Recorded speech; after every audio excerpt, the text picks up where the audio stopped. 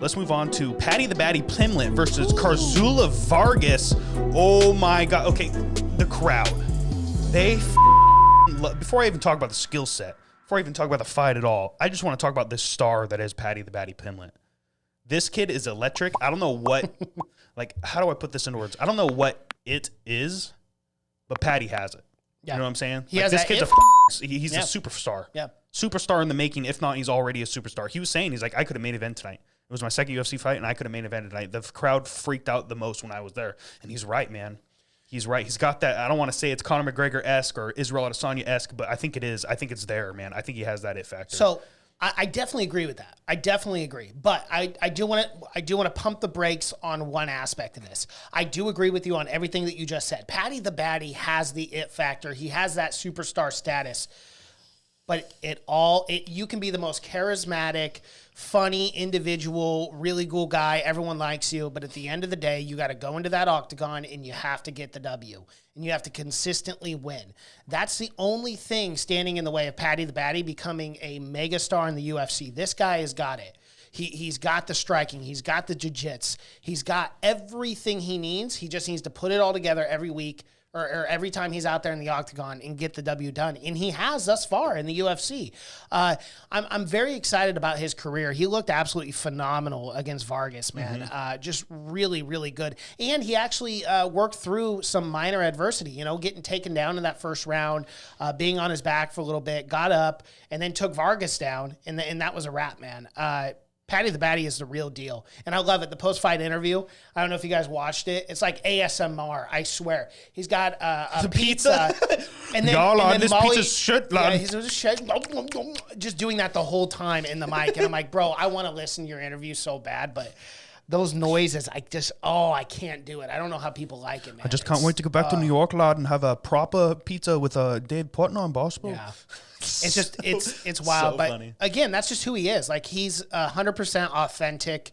And he was born to fight. He says that, and I believe it. Like, this guy's born to fight. And like, it's so funny because if you were to run into Paddy the Baddy on the street, like, he kind of looks, he's got that long hair, kind of got that goofiness about him, that charm. He belonged in the Beatles back in the days. Yeah, he's got that charm about him, but you would never assume that this man was a born assassin, a killer, and that's what Paddy the Baddy is. And I think that's why he's so entertaining too. It's just kind of that he looks like every other guy. He doesn't look like a top athlete or fighter, but man, he really puts it all together. Yeah, and I'm gonna read this real quick. Ant W, the UFC will protect Paddy. It ain't like the old days when they had John Jones fighting Stephen Bonner's second fight 20 years ago. Yeah, I mean, look at the Sugar Sean O'Malley effect.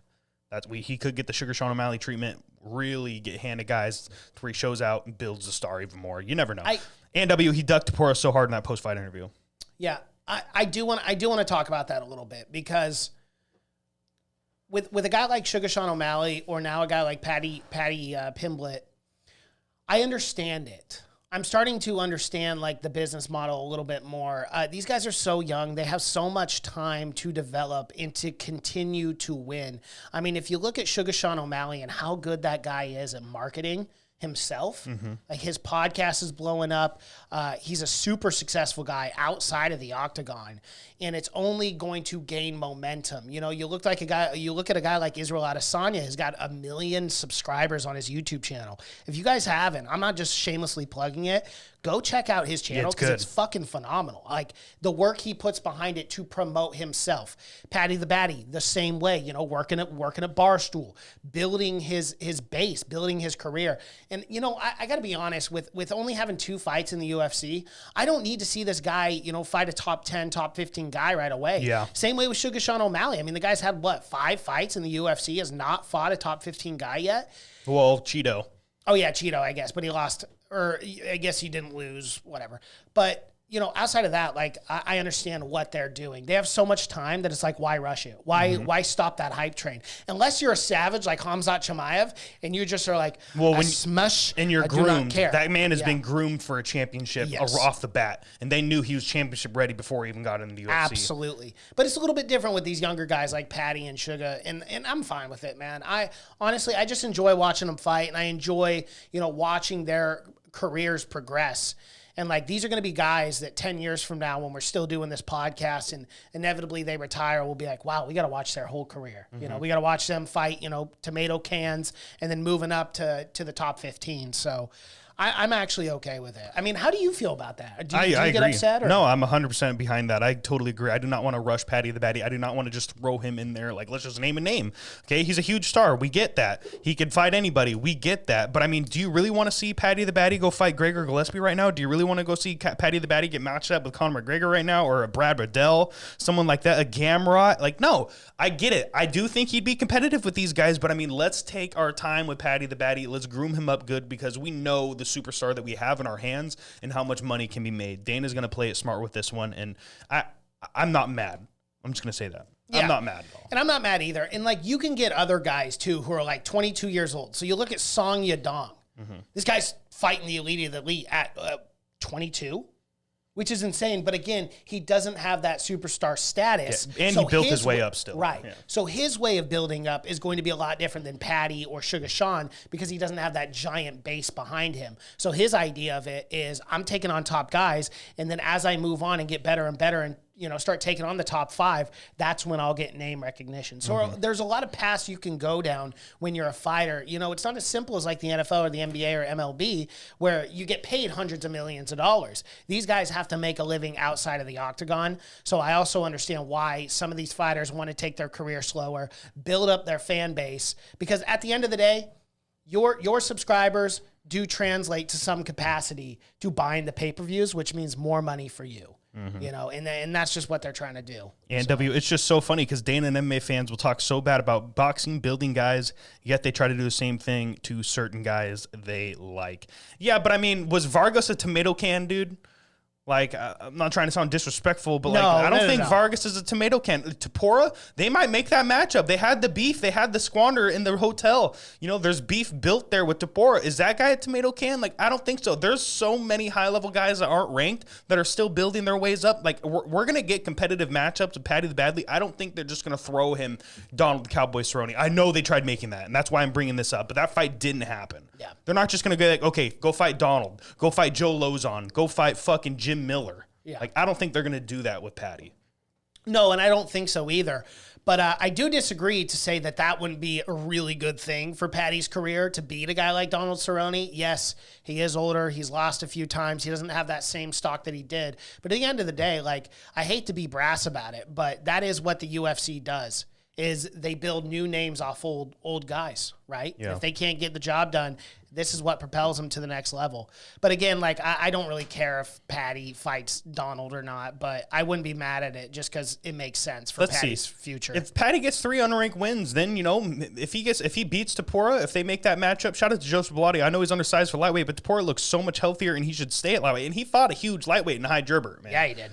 That guy's huge, 6'1". Or Jai Herbert. Jai Herbert, yeah. I fucked that up. But, yeah, dude, and he looked fantastic. I love that matchup. I think that's who you make next with Paddy the Baddy. You already have the animosity there. You already have this. He calls him hand sanitizer boy. And you could say he ducked him because he's saying, oh, a lion doesn't bother himself with the opinions of sheep, Mike. Homoscausa, Mike, and all that kind of shit. Like, oh, lad. Drinking game, guys. If every time Paddy the Baddy says lad in any of his interviews, you have to take a shot. You will die in the first 30 seconds.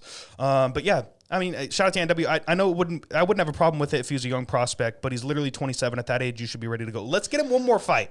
And then let's see what happens from there. Also at 27, the prime of fighter's career typically is in the 30 to 32 range. And so that's why, building him up for another year or two, I don't have a problem with. If this guy was like 33 or 34 in the prime of his career, it's like, hey, you got to make a move. But 27, I mean, you could get him 2, maybe 3 more fights by the time he's 29. And then, by then he's fighting top 10 guys at 29 years old, which is still very, very young. You've got a big career after that. You got another 6-7 years at least. So I am okay with the whole building, man. Yeah. I really am. Yeah. I don't know why. Maybe I'm just being super sweet today. It is what it is. It is what it is. But yeah, Tapora matchup. Do that, please. I want to see those two go to war. I want to see how Tapora can handle the jiu-jitsu, because we all know Paddy the Baddy can strike, but his jiu-jitsu is the base he builds his career off. He has so many submission victories. He has so many weapons. And, you know, they were saying it when Vargas was on top. Bisping was like, Vargas has got to be careful, man, because Paddy is dangerous here, and it is only a matter of time before Paddy gets up to his feet or finds a way to reverse this position, and he did, and he went and took his back. Immediately got the submission. Shout out to Paddy the Baddy Pimblett. The crowd was going absolutely nuts. Let's get into Church Coin picks.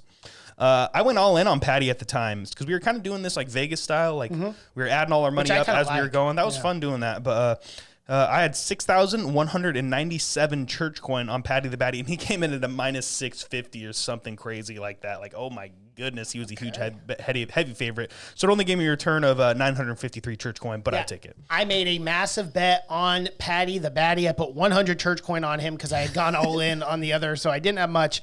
And I got a massive return of 16 Church Coin. Let's go. But Paddy, you were in my parlay, so.